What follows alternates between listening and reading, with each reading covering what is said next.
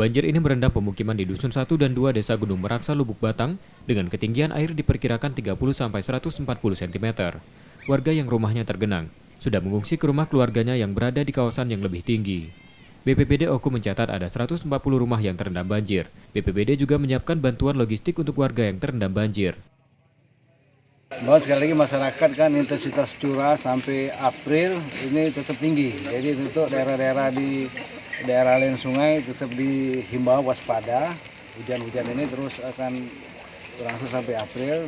Kemudian juga masyarakat dihimbau untuk siap-siap jika hujan deras, menyampaikan laporan kepada kita BPBD lewat call center yang sudah kita berikan kan. Kemudian juga untuk daerah-daerah yang rawan longsor kita himbau juga menghindari tempat-tempat tersebut kan, dan segera melaporkan apabila ada kejadian sekecil apapun. Warga diminta mewaspadai banjir dan tanah longsor karena diprediksi hujan masih akan terjadi hingga April mendatang. Setia Budi, Kompas TV, Ogan Komering Ulu, Sumatera Selatan.